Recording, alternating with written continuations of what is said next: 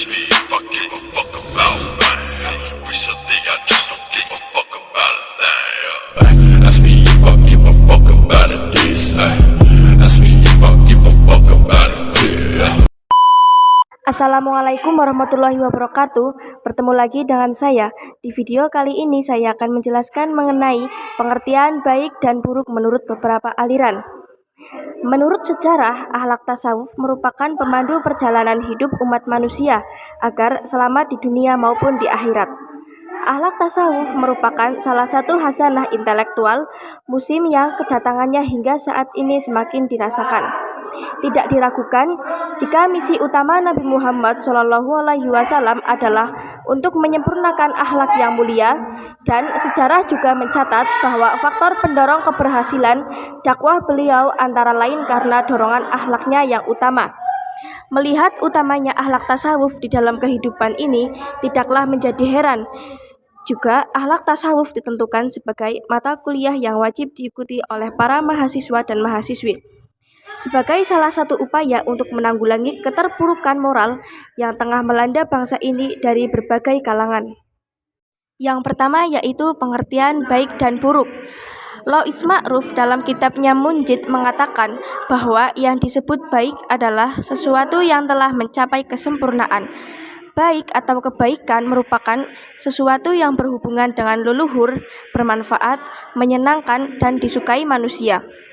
Dalam beberapa kamus ensiklopedia terkandung pengertian buruk sebagai berikut: rusak atau tidak baik, jahat, tidak menyenangkan, tidak elok atau jelek, perbuatan yang tidak sopan, kurang ajar, jahat, tidak menyenangkan.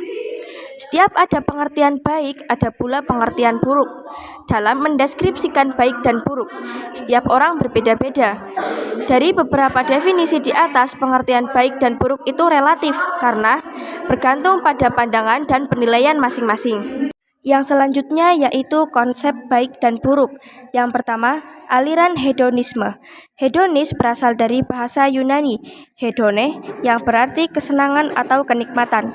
Dalam filsafat Yunani, hedonisme ditemukan oleh Aristippos dari Kirene sekitar 433 sampai 355 SM, seorang murid Sostenes. Sostenes bertanya tentang tujuan akhir bagi kehidupan manusia atau apa yang sungguh baik bagi manusia. Tetapi ia sendiri tak memberi jawaban yang jelas atas pertanyaan tersebut. Aristippos akhirnya menjawab pertanyaan itu. Yang sungguh-sungguh baik bagi manusia adalah kesenangan. Yang kedua yaitu aliran naturalisme. Menurut aliran naturalisme, ukuran baik dan buruk adalah sesuatu yang sesuai dengan fitnah atau naluri manusia atau tidak baik dohir maupun batin. Apabila sesuai dengan fitrah dikatakan baik, sedangkan jika tidak sesuai dengan fitrah maka dikatakan buruk.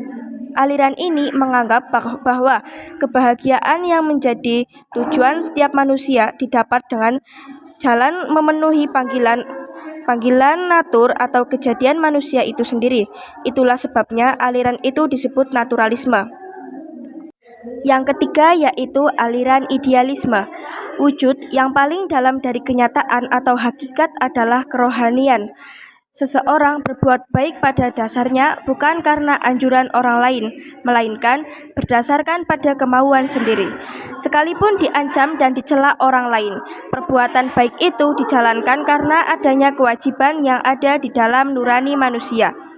Faktor yang paling penting memengaruhi manusia adalah kemauan yang melahirkan tindakan dan kontrak. Kemauan yang baik itulah dihubungkan dengan suatu hal yang menyempurnakannya, yaitu rasa kewajiban. Yang keempat yaitu ilmu kalam. Yang pertama yaitu pandangan Mu'tazilah. Pada dasarnya, Mu'tazilah merupakan aliran yang menitik tengahan pendapat-pendapat yang rasionalitas tentang berbagai macam masalah. Salah satu pendapatnya yang rasionalitas adalah pandangan tentang perbuatan baik dan buruk manusia. Pada dasarnya, masalah ini berhubungan erat dengan prinsip keadilan. Jika manusia berbuat kebaikan dan keburukan, sudah pasti ada konsekuensi yang harus diterima. Karena konsep ajaran Islam yang dijelaskan oleh wahyu bahwa kebenaran dan kesetatan itu sudah jelas. Yang kedua yaitu pandangan Qadariyah. Pada paham ini mengatakan bahwa dalam masalah perbuatan baik dan buruk manusia memiliki kemerdekaan serta kebebasan dalam menentukan perjalanan hidupnya, dan mereka menolak adanya ketetapan dan kepastian dari Tuhan. Yang ketiga yaitu pandangan Jabariyah. Pandangan Jabariyah merupakan percabangan dari aliran Qadariyah, di mana manusia dapat mewujudkan perbuatannya sendiri tanpa campur tangan Tuhan. Dalam paham ini, perbuatan manusia dalam hubungannya dengan Tuhan sering digambarkan sebagai bulu ayam yang dikait dengan tali lalu digantungkan di udara. Artinya, kemana angin akan bertiup, maka ia akan terbang dan ia tak mampu menentukan perbuatannya sendiri. Dan yang terakhir yaitu Asy'ariyah, ahli sunnah wal jamaah. Paham ini dalam memandang perbuatan baik dan buruk sangatlah berbeda dengan aliran yang lain.